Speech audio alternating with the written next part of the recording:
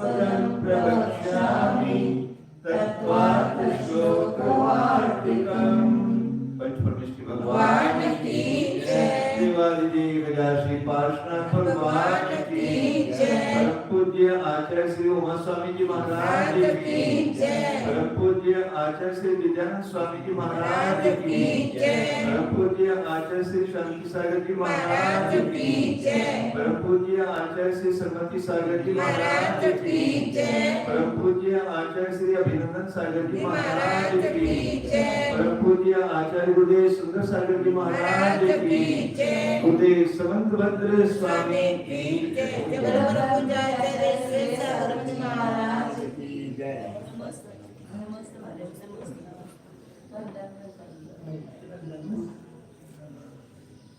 343 page number है। ये चल रहा था स्वसंवेदन एक ही प्रत्यक्ष है। आचरण कहते कि तो फिर तो चेतन तत्व की सिद्धि हो जाएगी, क्योंकि चेतन तत्व स्वयं वो जो स्वसंवेदन प्रत्यक्ष अंश हो गया और उस अंश को धारण करने वाला आत्मा अंशी हो गया। तो उसके ऊपर उन्होंने पुनः कहा था कि उसके ऊपर आगे बताए विज्ञान। हाँ, विज्ञान। विज्ञान प्रचयोपेश विज्ञान प्रचयोपेश भ्रान्तश्चेत् किमविभ्रमम् स्वस्वेदनमध्यक्षम् ज्ञानानोरप्रवेदनात् विज्ञान प्रचयोपेश भ्रान्तश्चेत् किमविभ्रमम् स्वसंवेदनमध्यक्षम् ज्ञानानोरप्रवेदनात्। यदि आचार्य कह रहे उनको बौद्ध क्या कहते हैं कि जो विज्ञान बच्चे हैं, विज्ञानों का जो समूह है वह भी भ्रांत है। जो विज्ञान का समूह वस्तु है वो भी भ्रांत है। ऐसा मानेंगे तो फिर क्यों अविभ्रम? फिर अविभ्रम क्या है? विभ्रम है। पहले तो इंद्रिय बुद्धि को विभ्रम का, विकल्प ज्ञान को विभ्रम का, फिर क्या अविभ्रम रूप रहा? यदि विज्ञान के समूह को भी आप भ्रांत कहते हो। और स्वसंवेदनम अध्यक्षम ज्ञानानोह अप्रवेदना, क्योंकि जो ज्ञानानो है, ज्ञान का कण, प्रज्ञान का एक पर्याय समझो कि वह स्वसंवेदना म्हणजे अपने से ही वेदन करने योग्य है, अपने से ही जानी जाती है और प्रत्यक्ष है। ऐसे ज्ञानानोह अप्रवेदना, ज्ञानानु का वेदन न होने से क्या अविभ्रम रहा? कुछ भी अविभ्रम रूप नहीं रहा ना, सब भ्रमरूप ही हो गया। फिर यदि बौद्ध योग कहें कि यह विज्ञानों का प्रदेश समुदाय रूप महान प्रकाश भी आभ्रांत रूप है, अर्थात घट पट आत्मा आदि पदार्थों का महानपना जैसे कोरा कल्पित है, वास्तविक नहीं है, तैसे ही विज्ञान की प्रकाश का महानपना भी भ्रांत है। ऐसा कहने पर तो हम जैन पूछते हैं कि बताओ कौन सा तुम्हारा माना हुआ स्वसंवेदन प्रत्यक्ष भला प्रमाण रूप अभ्रांत सिद्ध होगा? सभी स्वसंवेदन तो अंश अंशी रूप होकर अनुभूत हो रहे हैं। कहीं भी प्रमाण ज्ञान के प्रसिद्ध होने पर दूसरे स्थल में वस्तु के नहीं होते सुनते भ्रांत ज्ञान होता हुआ माना जाता है।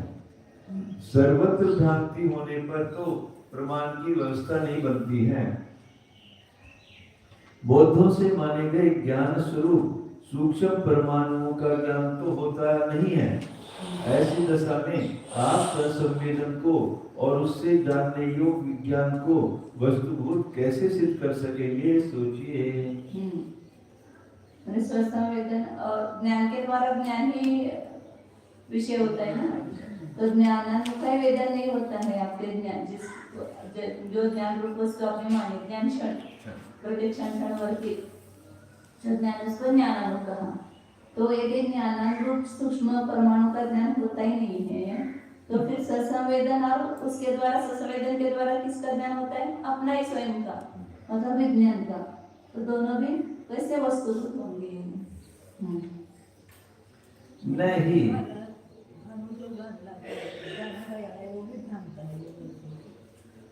हाँ, वो उसका ज्ञान भी नहीं होता है ना। मतलब एक ज्ञान रूप जो पर्याय है, मतलब जो ज्ञान स्वरूप सूक्ष्म परमाणु है, मतलब ज्ञान तो नहीं लेंगे उसको, तो उसका ज्ञान होता नाही आहे, त्याला जाणलं जात नाही. ते जाणलं जात नाही तर मग ससंवेदन आणि त्या ससंवेदनाच्या द्वारे जाणणारे विज्ञान, हे दोन्ही पण कसे सिद्ध होतील? वास्तविक कसे सिद्ध होतील? अणु का तो ज्ञान होता नहीं, अणु के समूह का ज्ञान कह रहा है कि समूह अणु की वो भ्रांति है. वो भ्रांति है, तो अणु को तो जान नहीं सकते, और अणु के समूह को नहीं जानेंगे तो फिर किस चीज का ज्ञान होगा? हाँ, नहीं स्वसंविधि प्रतिभासमानस्य विज्ञान प्रचयस्य भ्रांततायां किंचित स्वसंवेदनम भ्रांतम न यत तदेव प्रत्यक्षम सिद्धयेत्. विज्ञान परमाणु स्वसंवेदन तद इति चेत् न तस्य सर्वदा अपि अप्रवेदना. वो एक विज्ञान अद्वैत व्यवहारिक के चल रहे हैं ना, तो एक स्वसंवेदन प्रत्यक्ष ही मानता है, इंद्रिय प्रत्यक्ष नहीं मानता है, मानस प्रत्यक्ष नहीं मानता है, एक स्वसंवेदन प्रत्यक्ष मानता है. तो उसी के खंडन कर रहे हैं कि स्वसंविधि या अपने संवेदन में प्रतिभासमान से विज्ञान प्रचय से, उसमें भाषित होने वाला कौन है? स्वसंवेदन में कौन भाषित होता है? ज्ञानी भाषित होता है. तो वो जो विज्ञान प्रचय है, विज्ञान का समूह है, उसको यदि भ्रांत मानते हो आप, तो उसको भ्रांत मानने पर कुछ भी स्वसंवेदन प्रत्यक्ष अभ्रांत कैसे सिद्ध होगा? मतलब जो उसके द्वारा जाना जा रहा विज्ञान का समूह है वही भ्रांत है, तो फिर स्वसंवेदन प्रत्यक्ष अभ्रांत कैसे हो जाएगा? क्योंकि जो विषय भ्रांत है उसको जाने वाला ज्ञान भी भ्रांति हो जाएगा ना, कि जिससे वही प्रत्यक्ष सिद्ध हो, तो स्वसंवेदन प्रत्यक्ष सिद्ध हो. और आप ऐसा कहोगे कि विज्ञान परमाणु संवेदन, विज्ञान रूप जो अणु है उसका संवेदन होता है, ऐसा कहोगे तो आचार्य कहते हैं कि न, ऐसा नहीं है, क्योंकि सस्य सर्वदा पे अप्रवेदना, उसका सर्वदा सभी काल में ज्ञान नहीं होता है. जो विज्ञान परमाणु है, मतलब ज्ञान अंश है, उसका ज्ञान नहीं होता है, वेदन नहीं होता है. सर्वस्य ग्राह्य ग्राहकात्मनः संवेदनस्य सिद्धेः. सभी को या सभी ग्राह्य ग्राहक स्वरूप संवेदन की सिद्धि होने से, कई बार विज्ञान संवेदन सिद्ध होता है तो उसमें दोनों सिद्ध होते हैं. ग्राह्य किसको ग्रहण करने योग्य, ग्रहण करने वाला, इसे ज्ञान और नहीं. मुझे पुस्तक का ज्ञान हुआ तो दो चीजें सिद्ध हो गई ना, ग्रहण करने वाला ज्ञान और ग्रहण करने योग्य वस्तु, दोनों भी सिद्ध होते हैं. तो यदि आपको विज्ञान का ज्ञान नहीं होता है तो फिर उसको जानने वाला स्वसंवेदन प्रत्यक्ष भी कैसे सिद्ध होगा? तो ग्राह्य ग्राहक दोनों का ज्ञान होना चाहिए, दोनों की भी सिद्धि नहीं हो सकती. स्वसंवेदन प्रत्यक्ष में स्पष्ट रूप से प्रतिभास रहे अंशी रूप विज्ञान समुदाय को भ्रांत माना जाएगा. तब तो ऐसे अंधेर में कोई भी स्वसंवेदन प्रत्यक्ष भला भ्रांति रहित प्रमाणात्मक कैसे भी नहीं माना जा सकता है.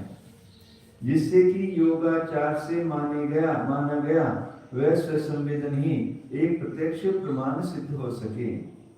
यहाँ पर बौद्ध यदि यों कहें कि क्षणिक विज्ञान के परमाणु का भले प्रकार स्वकीय ज्ञान होना ही वह यह स्वसंवेदन प्रत्यक्ष है, सो यह तो न कहना, क्योंकि उस विज्ञान के परमाणु का सब कालों में भी भली भांति ज्ञान नहीं होता है.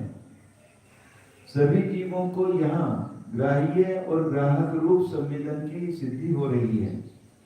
भावा प्रत्येक ज्ञान अपने ग्राह्य स्वरूप के ग्राहक हैं.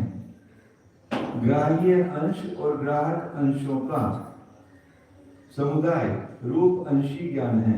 ग्राह्य अंश और ग्राहक अंशों का समुदाय रूप अंशी ज्ञान है. दीपक में प्रकाश्यपना और प्रकाशकपना दोनों अंश विद्यमान हैं. नाव स्वयं तैरती है तथा उसमें बैठे हुए अन्य जीवों को भी तारती है। पाचक चूर्ण स्वयं पचता है और अन्य मुक्त पदार्थों को भी पचाता है। गुप्त गुप्त भोजन किए हुए गुप्त निर्मली या फिटकरी पानी में स्वयं नीचे बैठती है और मल को भी नीचे बैठा देती है। उदाहरण चाहिए मतलब स्वयं भी वर्क करते हैं वैसे ऐसे ज्ञान स्वयं को भी जानता है और उक्त पदार्थों में दोनों शक्तियां विद्यमान हैं। तैसे ही ज्ञान में भी ज्ञापक पने और नेय पने के दो स्वभाव भिन्न हैं। यह सिद्धांत सभी वादियों को परिशेष में स्वीकार करना पड़ता है। विज्ञान के द्वारा जाना जा रहा है तो ज्ञान ग्राह्य और उसका ज्ञान ग्राह्य ये दोनों उसमें सिद्ध होते हैं। आपण सोपर प्रकाशमान ते विज्ञानाद्वैतवादी क्या म्हणणं है, विज्ञानाद्वैतवादी जो है उसमें अनेक आकार मानते नहीं है, एक विज्ञान ही है तो उसमें ग्राह्य ग्राहक आकार भी नहीं स्वीकार करते। शान्मतम न बुद्धया कश्चिद अनुभाव्य भिन्न कालः अस्ति सुप्रसिद्ध भिन्न काल अनुभाव्यवत्।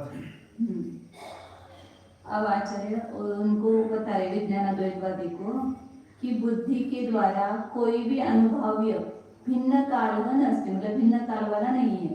मतलब भिन्न काल में मतलब पूर्व समय में जो उत्पन्न हुआ क्षण है उसको उत्तर समयवर्ती ज्ञान जानता है, ऐसा कहेंगे। तो वो जो अनुभव तो पहले हो गया और अनुभव बाद में हो गया, ऐसा नहीं है, भिन्न काल नहीं है। जो ज्ञान के द्वारा अनुभव करने जो वस्तु है उसका काल भिन्न नहीं है। जैसे सुप्रसिद्ध भिन्न काल, भूतकाल में कोई हुई है उसको वर्तमान ज्ञान नहीं, मतलब उसका वो अनुभव नहीं होता है। भिन्न काल अनुभव्यवत, भिन्न काल में केवल अनुभव्य को जैसे नहीं जानता है ज्ञान वैसे। तस्य हेतुत्वेन अपि अनुभाव्यत्व साधने नयन आदिना अनेकांतात्। उससे ज्ञान उत्पन्न हुआ है, हेतु है, उस कारण है, वो ऐसा मानते हैं ना। क्षणवर्ती वस्तु जो है वो कारण है, अभी कोई क्षणिक वस्तु उत्पन्न हुई और उससे ज्ञान की उत्पत्ति हुई, ऐसा मानते हैं। तो उस वो कारण होने से जो अनुभव्य वस्तु है वो कारण होने से अनुभव्य बनाने की सिद्धि करेंगे तो क्या होगा, आंख इत्यादि से अनेकांत दोष आएगा। आंख जो है वो कारण तो है लेकिन वह अनुभव्य नहीं है। आंख के द्वारा आंख नहीं जानी जाती है, मतलब चक्षुरेंद्र के से जो ज्ञान हो रहा है वो स्वयं चक्षु को नहीं जानता। चक्षु कारण है कि नहीं वहां पर, फिर भी उसको नहीं जानता है। तो कारण होने से वो अनुभव्य ऐसा कहेंगे तो वो घटित नहीं होता है। पूर्व समयवर्ती वस्तु अनुभव्य है और वो कारण है, इसलिए वो अनुभव्य बनती है, मतलब वो जानी जाती है, ऐसा कहेंगे तो वो नहीं बनता है, क्योंकि चक्षुरेंद्र के द्वारा अनेकांत दोष आता है।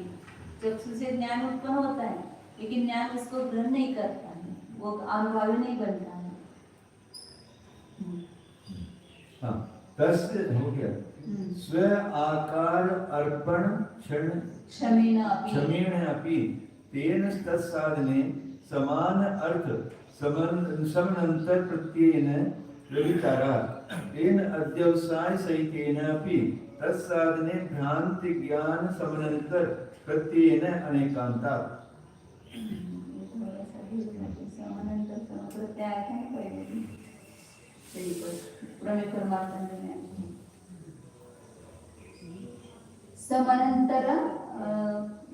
समानांतर प्रत्यय, समानार्थ समानांतर प्रत्यय।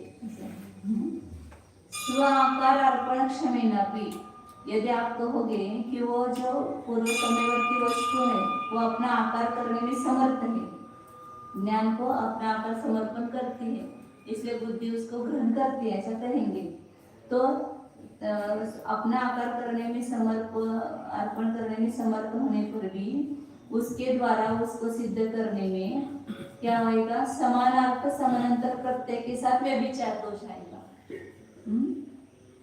समानार्थ समानांतर प्रत्यय का अर्थ पहले आया था कि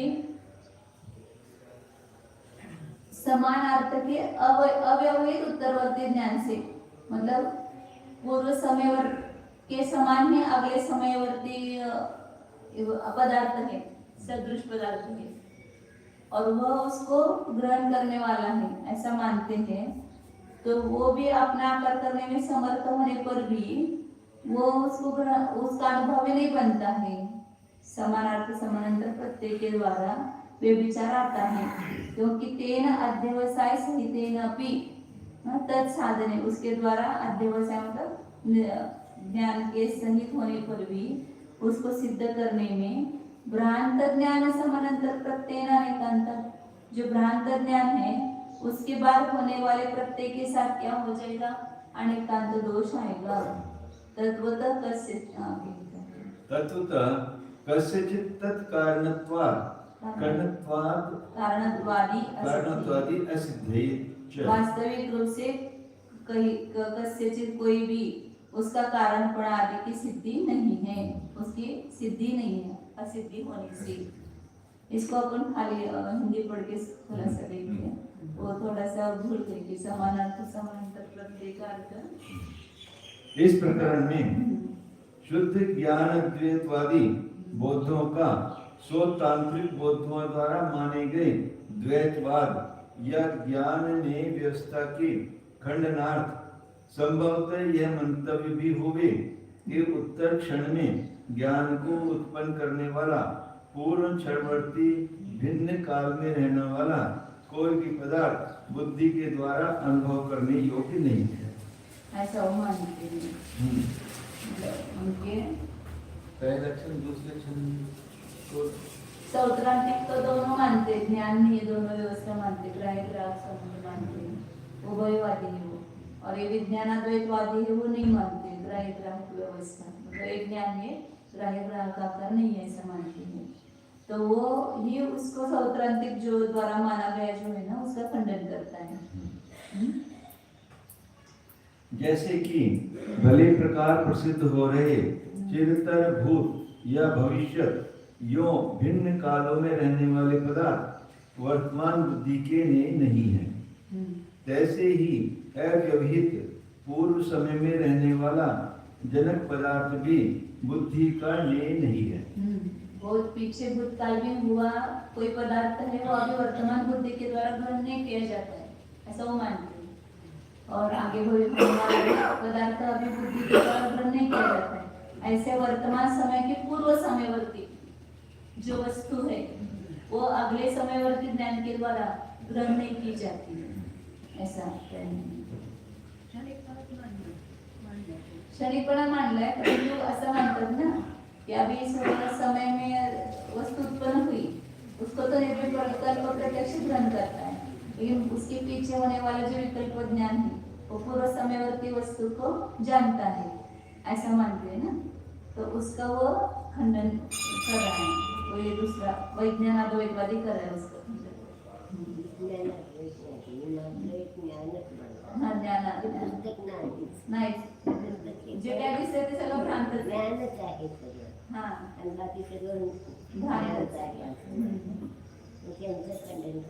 हाँ, तो मागा पण पहले भी किया था ना उसका बहुत सारा कि चित्र ज्ञान को उदाहरण लेकर हाँ,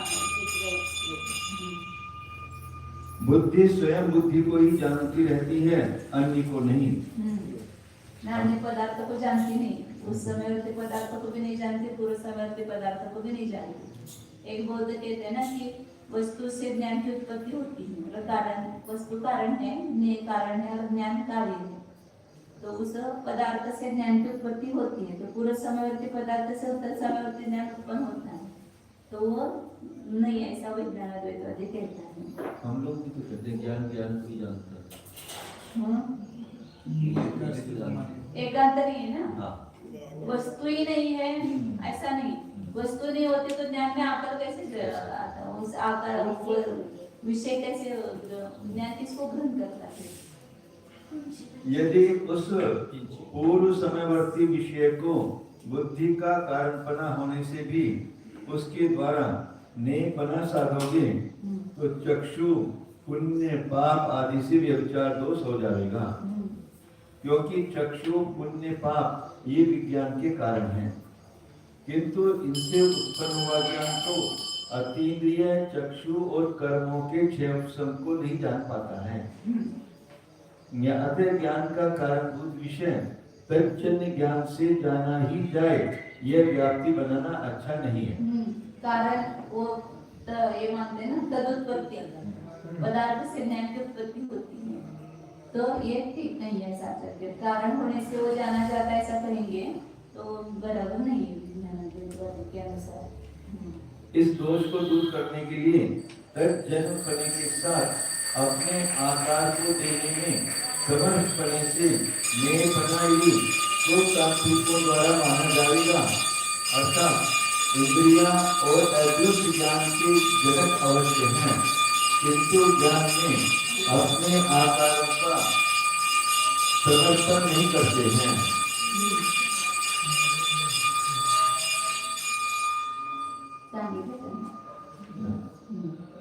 इस दोष को दूर करने के लिए तज्जन्यपने के साथ अपने आकार को देने में समर्थपने से नेयपना यदि सरसो तांत्रिकों द्वारा माना जाएगा। केवल उससे उत्पन्न होता है इसलिए जाना जाता है, ऐसा नहीं। वो अपना आकार भी समर्पण करता है, इसलिए ज्ञान उसको ग्रहण करता है।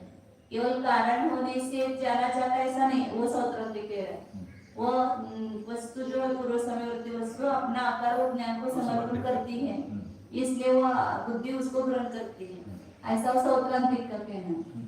तो उसका खंडन करते हैं। अर्थात इंद्रियां और अदृष्ट ज्ञान के जनक अवश्य हैं, किंतु ज्ञान में अपने आकारों का समर्पण नहीं करते, अतः ज्ञान इनको नहीं जानता। इंद्रिय को नहीं जाने जाते, कारण होने पर भी वो पहले किया था ना दोष। वस्तु से ज्ञान की उत्पत्ति हुई इसलिए वस्तु को जानता है, ऐसा करेंगे तो चक्षु इंद्रिय के द्वारा व्यभिचार दिखाएगा। चक्षु कारण तो है, लेकिन उससे ज्ञान की उत्पत्ति हुई, फिर भी ज्ञान उस चक्षु को ग्रहण नहीं करता है, ऐसा है व्यभिचार दिखाएगा। फिर दूसरी बार कहा कि नहीं, केवल कारण होने से जानता, ऐसा नहीं। वो अपना आकार समर्पण करता है। वस्तु जो है पूर्व समयवर्ती वस्तु, वो ज्ञान को अपना आकार समर्पण करती है, इसलिए वो ज्ञान उस वस्तु को ग्रहण करता है, ऐसा कहेंगे तो फिर उसके ऊपर वो अपना वो दोष दिखा रहा है। सौत्रांतिक ने ऐसा कहा तो विज्ञान अद्वैतवादी उसको पुनः ये दोष देता है कि नहीं, कि उसकी से दोष दिखाया उसने, ज्ञान अपने आकारों का समर्पण नहीं करते। हाँ, इंद्रियां और दृष्टि ज्ञान के जनक अवश्य हैं। हाँ, इंद्रिया बराबर है ना, इसलिए आकार को समर्पण नहीं करते हैं, इसलिए ज्ञान उनको नहीं जानता। घट पट आदि विषय तो अपने आकारों को ज्ञान के लिए अर्पण कर देते हैं, अतः ज्ञान उन घट आदि को जान लेता है। इस प्रकार अपने आकार को सौंप देने की उस सामर्थ्य से भी वह अनुभावीपना यदि साधा जाएगा तो भी समान अर्थ के अव्यवहित उत्तर कालवर्ती ज्ञान से व्यभिचार हो जाएगा। मतलब समान अर्थ से और उत्तर कालवर्ती से व्यभिचार हो जाएगा। जो वो वस्तु है ना, उसी समय में दूसरी वस्तु उत्पन्न हुई है, यानी समानांतर समानार्थ समानांतर बदले, उसके साथ व्यभिचार आएगा, ऐसा कहा ना। उसका अर्थ किया यहाँ पर कि अपने आकार को सौंप देने की उस सामर्थ्य से भी अनुभव करने साधा जाएगा तो भी समान अर्थ के अव्यवहित उत्तर कालवर्ती ज्ञान से व्यभिचार हो जाएगा। मतलब सभी ज्ञान सभी को ग्रहण करते क्या? अभी इस घट को जान रहे हैं तो इस घट के समान ही दूसरा घट है, समान अर्थ है ना, और उसके बाद उत्पन्न होने वाला अव्यवहित उत्तर कालवर्ती ज्ञान, वो तो उसको दूसरे को नहीं ग्रहण कर रहा है, एक घट को ग्रहण कर रहा है, लेकिन उसके समान जो दूसरा घट है उसको ग्रहण नहीं कर रहा है, उसके साथ व्यभिचार दोष आएगा, क्योंकि वो भी तो उसका उसके जैसा उसका आकार है, तो उसका आकार भी अपने समर्पण करने में समर्थ है, फिर भी नहीं जानता है कि हम उसको। भाव एक सांचे में ढले हुए घट, कटोरा या एक सी मुद्रित पुस्तकें अथवा रुपए, पैसे आदि, इनमें से एक को देख लेने पर बची हुई सभी एक जाति की समान वस्तुओं का प्रत्यक्ष ज्ञान हो जाना चाहिए। कारण कि सदृश अर्थ के उत्तर शनिवर्ती ज्ञान में परिशिष्ट पदार्थों के भी आकारों का अर्पण हो गया है। ये एक श्लोक और लिखा है, तो 10 श्लोक और लिखो, तो सभी समान है ना। फिर इस समय में इसको यदि ग्रहण करने वाला ज्ञान उत्तर काल में इसने अपने ज्ञान को अपने को सौंपा है, तो इसके जैसा ही सबका आकार है ना, सबका ज्ञान होना चाहिए, क्योंकि उनका भी आकार आ गया उस ज्ञान में। तो उन सबका ज्ञान एक साथ हो जाना चाहिए, लेकिन होता नहीं है। सन्मुख रखे हुए घट को जानने वाले घट ज्ञान में प्रकृत घट ने अपना आकार दे दिया है। यद्यपि बचे हुए देशांतर कालांतरवर्ती अन्य सदृश घटों ने अपना आकार स्वकीय उन्मुखता से इस ज्ञान को अर्पित नहीं किया है, तो भी सर्वथा समान पदार्थों का प्रतिबिंब एक सा ही होता है। सबका आकार एक सा ही होता है, तो उसका आकार भी आ गया उसमें। जबकि ज्ञान में समान आकार आ चुका है, तो परिशिष्ट पदार्थों को जानने में क्यों आनाकानी की जा रही है? दूसरी बात यह है कि पहले ज्ञान में भले ही बचे हुए सदृश पदार्थों का आकार न आया हो, किंतु पहले ज्ञान के उत्तर काल में उत्पन्न हुआ ज्ञान जैसे प्रकृत घट को आकार के बल से जानता है, उसी प्रकार आकार देने की सामर्थ्य होने के कारण परिशिष्ट पदार्थों को भी क्यों न जान ले। सबका आकार समान ही है, तो सब कुछ नहीं जानता। उत्तरवर्ती ज्ञान में प्रकृत घट और समान घटों का आकार बड़ी सुलभता से आ जाता है। जैसे कि एक प्रतिबिंब यानी तस्वीर से दूसरी तस्वीर उतारने पर सदृशों का आकार आ जाना अनिवार्य है। अतः तज्जन्यत्व के समान तदाकारता भी नेम पने की नियामक नहीं है। दूसरा तदाकार क्या? तदुत्पत्ति और तदाकार। तदुत्पत्ति भी कारण मतलब उससे भी ज्ञान नहीं होता है, तदाकारता से भी नहीं होता है। बौद्धों के 3 माने, तदुत्पत्ति, तदाकार। तदुत्पत्ति से ज्ञान की उत्पत्ति मानेंगे, मतलब पदार्थ से ज्ञान की उत्पत्ति हुई इसलिए पदार्थ को ज्ञान जानता ऐसा मानेंगे, तो चक्षुरेंद्रिय के साथ उन्होंने ये विचार दिखाए। फिर कहेंगे कि उसको केवल तदुत्पत्ति होने से नहीं जानता है, तो अपना आकार भी समर्पण करना चाहिए, तभी ज्ञान उसको जानता है।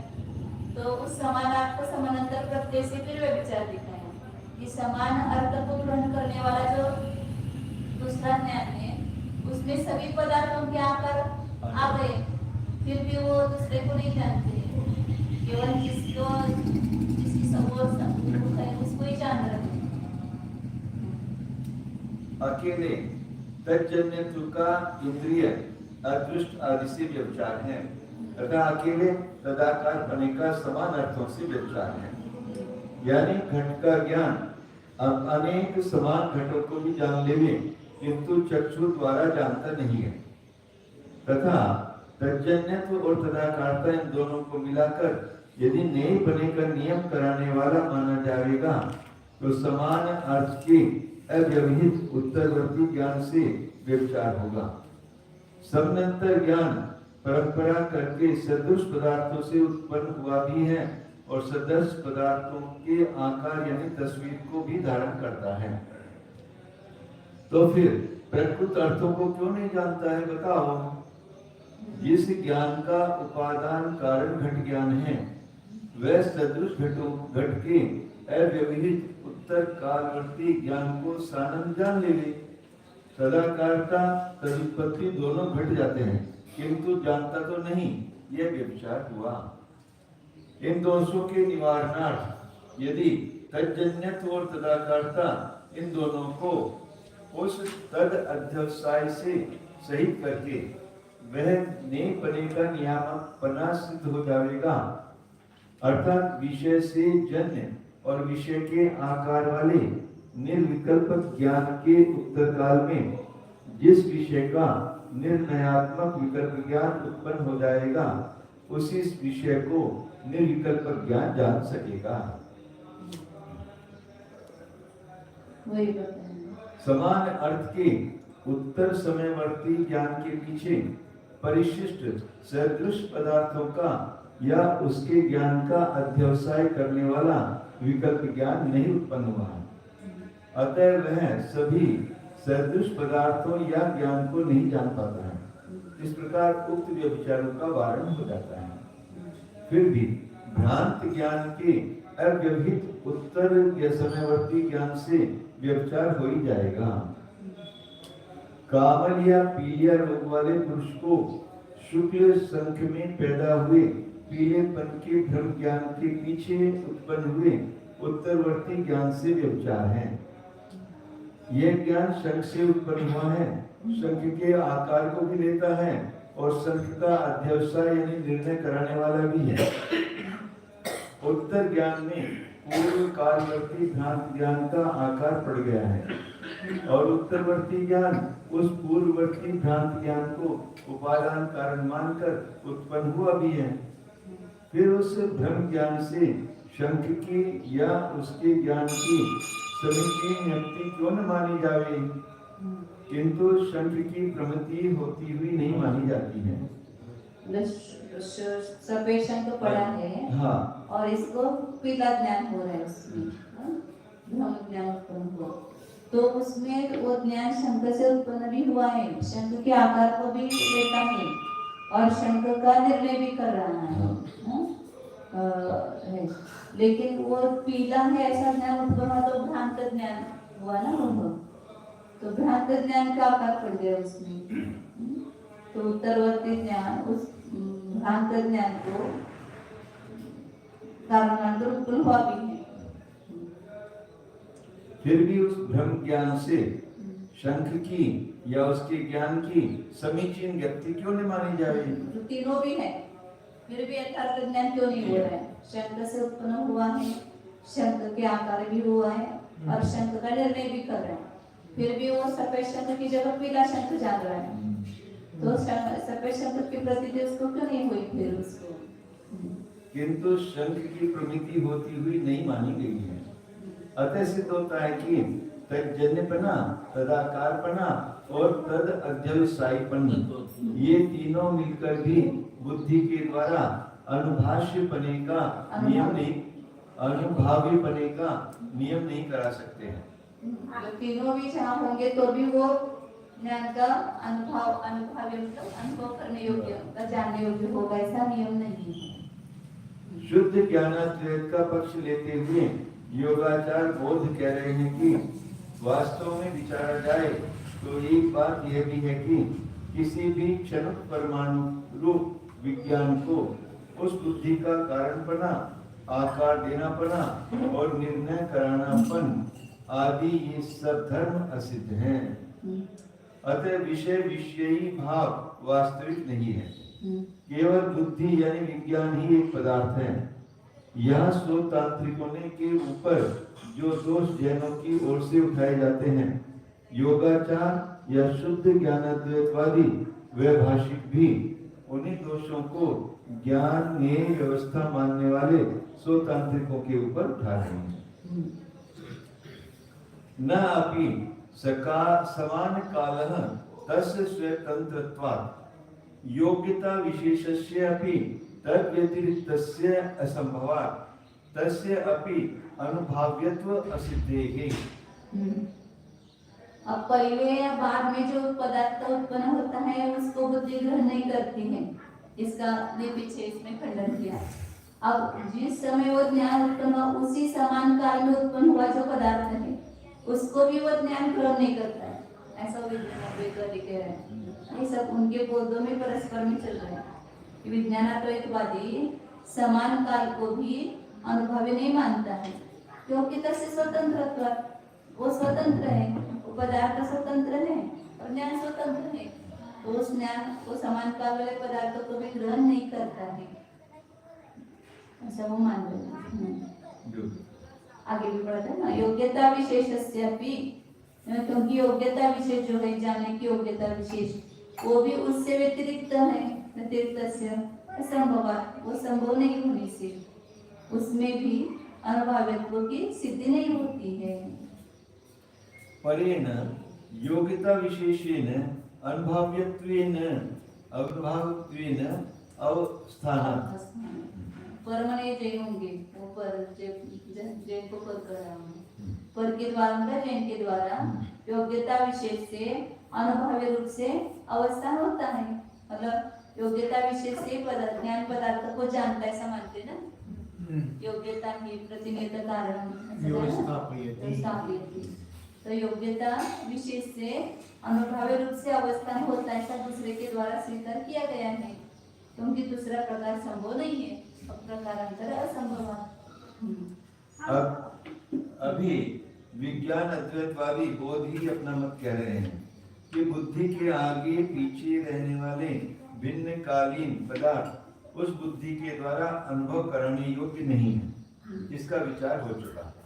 अब बुद्धि के समान काल में रहने वाला पदार्थ भी बुद्धि का अनुभव्य नहीं है, इसका हम योगाचार बोध खंडन करते हैं। सो तांत्रिकों ने विषय को ज्ञान का कारण मानते हुए नेय और ज्ञान का पूर्वापर भाव माना है। समान काल में रहने वाले दोनों पदार्थ अपने अपने कारणों से उत्पन्न होकर वर्तमान में स्वतंत्र हैं।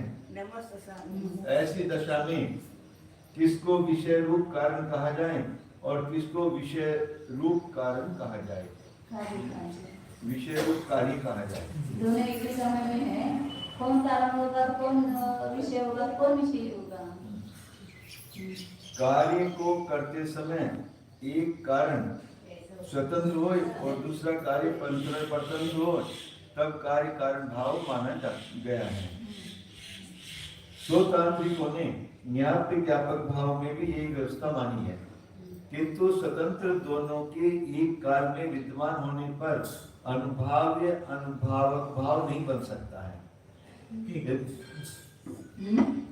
आपल्याकडे कार्यकार व्यवस्था कशी मांडली गेलेली आहे, कशी मांडली गेलेली आहे असं कार्यकारण व्यवस्था आता तिथं पण अपेक्षेने लावावं लागतंय, जे पूर्व समयावरती पर्याय विशिष्ट द्रव्य उपादान कारण आणि उत्तर समयावरती विशिष्ट पर्याय कारण असं पण म्हणलं आहे। एक समयावरती पण कारण कार्य कारण कार्य दोन समय असतच नाही, असं कारणाचा अभाव झाला कार्य कसं उत्पन्न होणार असा पण प्रश्न होतो।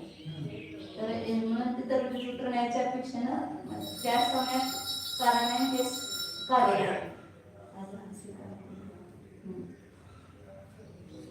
यदि समान काल वाले पदार्थों में भी दूसरे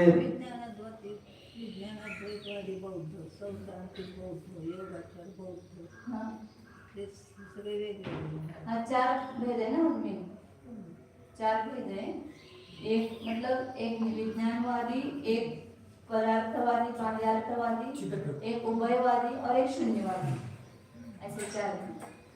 वैभाषिक शायद शून्य है और स्वतंत्र दोनों को मानता है, ज्ञान पदार्थ और ज्ञान दोनों को मानता है।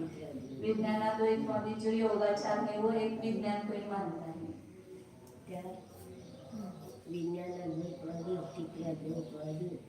चित्राद्वैत नहीं बोलते, बाह्य पदार्थ को स्वीकार करता है, ज्ञान को नहीं स्वीकार करता है।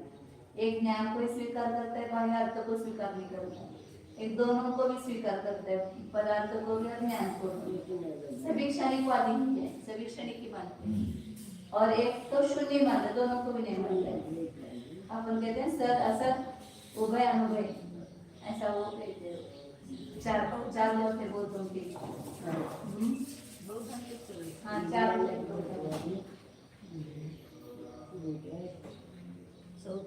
बाह्य पदार्थवादी और उभयवादी दोनों को मानते हैं, वो सौत्रंतिक है, दोनों को मानने वाले। और दोनों भी नहीं है, शून्य ही है, शून्य। यदि समान काल वाले पदार्थों में भी किसी दूसरे योग्यता विशेष से अनुभावीपना माना जाएगा तो उस योग्यता विशेष का भी उस शुद्ध ज्ञान से अतिरिक्त हो रहेगा असंभव है। ज्ञान के अलावा हो गया ना योग्यता, तो वो है ही नहीं। आप तो ज्ञान को छोड़कर दूसरा कुछ मानते नहीं हो। अतः उस योग्यता विशेष को भी अनुभावीपना असिद्ध है। योग्यता विशेष काय म्हणायचं म्हणजे ज्ञानाची उत्पत्ती कशामुळे झाली, योग्यता विशेषामुळे झाली असं तुम्ही असतो म्हणतो विज्ञानाद्वैतवाद। योग्यता विशेषाने ते ज्ञानाची उत्पत्ती झाली असं म्हणाल नाही, विज्ञानाद्वैतवादीला म्हणतात की तुम्ही असं मानणार योग्यता विशेषाने ज्ञानाची उत्पत्ती झाली, तर मग विज्ञानाला सोडून योग्यता एक मानावं लागेल ना तुम्हाला। मग ते तर असंभवच आहे, विज्ञानाला सोडून दुसरं काही नाहीच। विज्ञान को छोड़कर दूसरा कुछ है नहीं योग्यता। इससे ज्ञान हो रहा है। हाँ, ऐसा यदि आप कहोगे तो भी बनता नहीं है ऐसा केवल। ऐसा विज्ञानाद्वैतवादी कहेंगे तो वो भी संभव नहीं है, क्योंकि विज्ञान को छोड़कर के अन्य अलग कोई अयोग्यता ही नहीं है। यदि इस योग्यता विशेष को दूसरे योग्यता विशेष से अनुभावीपना माना जाएगा तब तो अनवस्था दोष रहेगा होगा। अर्थात बुद्धि में ही अनुभावक बने की योग्यता है, विषय में नहीं। ऐसा किया परेण का तो मैंने वो दूसरे जैन के द्वारा ऐसा कहा था। हाँ। दूसरी योग्यता विशेष के द्वारा ऐसा कहा था, परेण योग्यता विशेष है।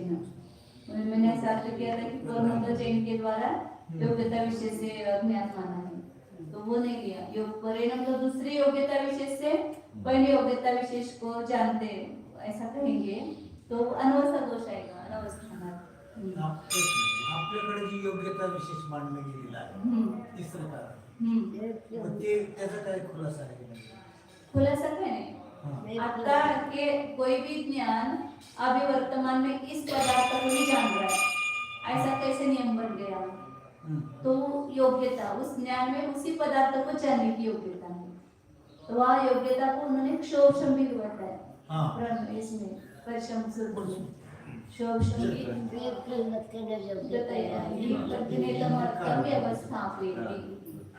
ज्ञान उस पदार्थ की व्यवस्था कैसी होती है, इसका ऐसी योग्यता विशेष। इस समय इस पदार्थ को ही जानने का मुझे क्षोभशम वो बोलतो भी परस्पर में आपस में चल रहा है। सौत्रांतिक और विज्ञानाद्वैतवादी, विज्ञानाद्वैतवादी क्या कहता है कि मतलब ज्ञान जो है वो अनुभव कुछ है नहीं उसका, ना पूर्व समयवर्ती वस्तु अनुभव है, ना उस समय में उत्पन्न हुई वस्तु भी अनुभव नहीं है उसका, तो उसको अनुभव समान काल वाले को भी नहीं माना। आप कहेंगे कि योग्यता विशेष के कारण वो अनुभव हो जाएगी, तो वो कह रहे हैं कि वो योग्यता विशेष जो है वो कुछ संभव ही नहीं विज्ञान को छोड़ करके दूसरा कुछ। आप कहेंगे उस योग्यता को दूसरी योग्यता विशेष से वो अनुभव बन जाएगी योग्यता विशेष, ऐसा कहेंगे तो वो कहेगी अनिवार्य दोष आएगा, क्योंकि दूसरा प्रकार वहां पर संभव नहीं है। बुद्धि में तो अनुभव करने की योग्यता क्या रहेगी, पर विषय में नहीं है। हाँ, वो अनुभव तो बुद्धि होती है ना, ग्रहण करने वाली, अनुभव करने वाली तो बुद्धि होती है, और अनुभव जो है वो विषय होता है। विषय में नहीं, और विषय में अनुभवी बनने की योग्यता है, बुद्धि में नहीं। इसके नियम कराने के लिए उन्हें दूसरी योग्यता की आवश्यकता पड़ेगी। इसी प्रकार दूसरी योग्यता की व्यवस्था करने के लिए तीसरी विशेष योग्यता की आकांक्षा बढ़ती जाएगी। यह अनवस्था दोष हुआ, और दूसरे प्रकारों की शरण लेना यहाँ संभव ही नहीं है। विशेष यह है कि हम शुद्ध अद्वैतवादियों के यहाँ जब बुद्धि से अतिरिक्त कोई भिन्न काल या समकाल में रहने वाला पदार्थ ही नहीं माना गया है, तो बुद्धि से निराला अनुभव कराने योग्य भला कौन हो सकता है? पदार्थ नहीं स्वीकार किया तो किसका वेदन करेंगे? अतः इस योग्यता विशेष की भी सिद्धि नहीं हो सकती है। ऐसा विज्ञानाद्वैतवादी कह रहे हैं। न अपि बुद्धेः ग्राहकत्वेन पर अनुभवः अस्ति, सर्वथा अनुभाव्यवत् अनुभाव कस्य असंभवे तद अघटनात्। वो विज्ञानवादी कह रहे हैं कि बुद्धि के ग्राहकपने को छोड़कर दूसरा कोई अनुभव नहीं है। जो बुद्धि केवल ग्राहक ही है, वो बुद्धि भी ग्राह्य है ऐसा नहीं कहेंगे। तो बुद्धि जो है वो अनुभव ऐसा नहीं। बुद्धि में ग्राहकपना को छोड़ करके दूसरा कोई अनुभव नहीं होता है। सर्वथा अनुभव जैसे अनुभाव्य वस्तु है उसमें दूसरा कोई अनुभव नहीं होता है, वैसे ही बुद्धि में भी ग्राहकपने को छोड़ करके दूसरा कोई अनुभव नहीं होता है। अतः बुद्धि एव स्वयं प्रकाशते ग्राह्य ग्राहक वैधुर्यात्। इसलिए बुद्धि ही स्वयं प्रकाशित होती है, उसमें ग्राह्य ग्राहक रहित होने से, उसमें ग्राह्य ग्राहक बना नहीं, बुद्धि स्वयं ही प्रकाशित होती है। वो स्वयं ग्राह्य है और वो ग्राहक है ऐसा कुछ नहीं, ग्राह्य ग्राहक बना नहीं है, बुद्धि स्वयं ही प्रकाशित हो रही है, ऐसा विज्ञानद्वैतवादी कहता है। तदुक्तम् नान्योऽनुभाव्यो बुद्ध्यास्ते तस्यानानुभवो परः ग्राह्य ग्राहिक वैधुर्यात् स्वयं सेव प्रकाशते इति। वो हमारे इसमें कहा है ग्रंथ में, ये अन्य दूसरा कोई अनुभव्य नहीं है, बुद्धि के द्वारा दूसरा कोई अनुभव करने योग्य नहीं है। तस्य अनानुभव परः, क्योंकि उसका दूसरा जो है वो अनुभव रहित है। ग्राहक ग्राहक वैधुर्यात्, ग्राह्य और ग्राहक इस प्रकार के धर्म से रहित होने से वह बुद्धि स्वयं ही प्रकाशित होती है। बुद्धि में ग्राह्य और ग्राहक ऐसे दो आकार नहीं है, इसलिए बुद्धि इसको प्रकाशित करती है, स्वयं ही प्रकाशित होती है। ऐसा वो विज्ञानद्वैतवादी कह रहा है। अब आचार्य उसका उत्तर आगे देते हैं अत्रुच्यते करके। अत्रुच्यते बुद्धि का ग्राहक पने से अतिरिक्त कोई दूसरा अनुभव भी तो नहीं है। सभी प्रकारों से अनुभाव्य पदार्थ के समान अनुभव करने वाले ज्ञान के असंभव हो जाने पर वह अनुभव होता नहीं घटता है। अर्थात दो पदार्थों में तब तो एक अनुभाव्य और दूसरा अनुभव माना जावे, किंतु अकेले शुद्ध ज्ञान मानने पर अनुभावक द्वारा अनुभावी का अनुभव होता है। इस प्रकार करण क्रिया और कर्म और क्रिया इन तीनों का विवेचन असंभव है। इस कारण अकेली शुद्ध बुद्धि ही स्वयं प्रकाशमान होती रहती है, कारण कि वह ग्राह्यपने और ग्राहकपने से रहित है। जैनों से माने गए ज्ञान में ग्राह्य अंश और ग्राहक अंश हमको तो इष्ट नहीं है। सो ही हमारे यहाँ कहा है कि बुद्धि के द्वारा कोई उससे भिन्न पदार्थ अनुभव कराने योग्य नहीं है, तथा बुद्धि से भिन्न उसका फल कोई अनुभव भी नहीं है। ग्राह्य भाव और ग्राहक भाव से सर्वथा खाली होने के कारण वह बुद्धि स्वयं ही अकेली चमकती रहती है। बुद्धि चमकती तो ग्राह्य नहीं होगी, उसको ग्रहण कौन करता है? मूल ग्रंथ में बुद्धि का विशेषण ग्राह्य ग्राहक विवेक है। यह विवेक शब्द विचारने अर्थ में प्रसिद्ध विचूट धातु से बनाया गया है।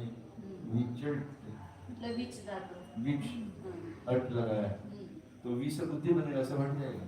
हाँ, विच धातु रह जाएगा विवेक। तब तो जैनों के समान शोधतांत्रिक पंडित बुद्धि में ग्राह्य ग्राहक अंशों को स्वीकार कर लेते हैं, किंतु पृथक भाव अर्थ को कहने वाली विचिर धातु से विवेक शब्द को बनाकर वैभाषिक बोध बुद्धि में ग्राह्य ग्राहक अंशों का भाव मान लेते हैं। कामधेनु वेद के समान अनेकार्थक वाक्यों से अपने अपने मनमाने अर्थ निकाले जा रहे हैं, जो कि हिंसा अहिंसा सर्वज्ञ अभाव पौरुषे अपौरुषे आदि के समान परस्पर में विरुद्ध हैं। इस प्रकार शान मतम से आगे प्रारंभ कर अपनी ग्रंथोक्त कारिका पर्यंत शुद्ध विज्ञान अद्वैतवादी बोध अपना मंतव्य कह चुके हैं। ऐसा साटो कटाक्ष करने पर अब यहाँ आचार्य महाराज घर के ज्ञान को सांस सिद्ध करने के लिए प्रकरण कहा जाता है।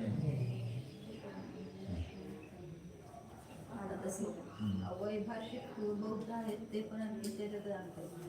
हा वैभाषिक ते उभयवादी असतील म्हणजे शून्यवादी असतील म्हणजे विसरते कोण कुठले आहे ते हा, ते ग्रहता त्यांचा अभाव मांडतात म्हणजे शून्यवाद. शून्यवादी. हा शून्यवादी सौत्रांतिक उभयवादी और वैभाषिक आणि योगाचार विज्ञानात विद्वान बाकी पदार्थासाठी नाही तसं म्हणायचं सौत्रांतिक वैभाषिक योगाचार आणि रमेश कमल मार्कंडेय पहिल्या पुस्तकामध्ये सगळे एकांतवादी गोष्टी रमेश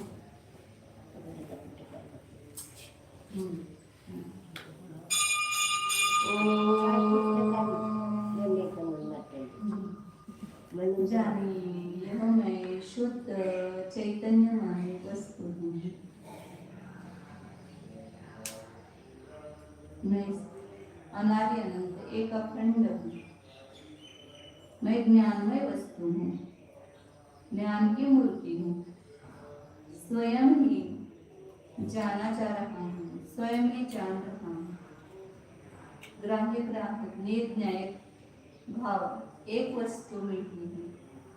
मैं स्वयं स्वयं के द्वारा जानने योग्य हूँ, स्वानुभव गम्य हूँ।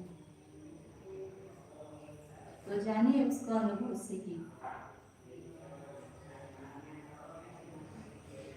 अभी एक क्षण के लिए उस योग को अपने ओर उन्मुख भीतर स्थित पदार्थ को जानने में लगा हूँ तो तुरंत ज्ञान में ताकत है, जानने की शक्ति है, ज्ञान उसको ग्रहण करता ही है।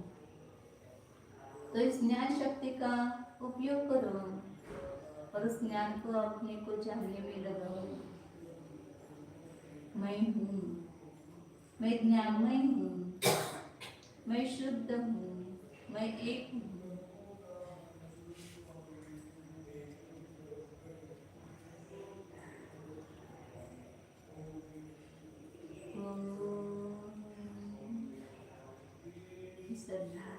नमो अरिहंताणं नमो सिद्धाणं नमो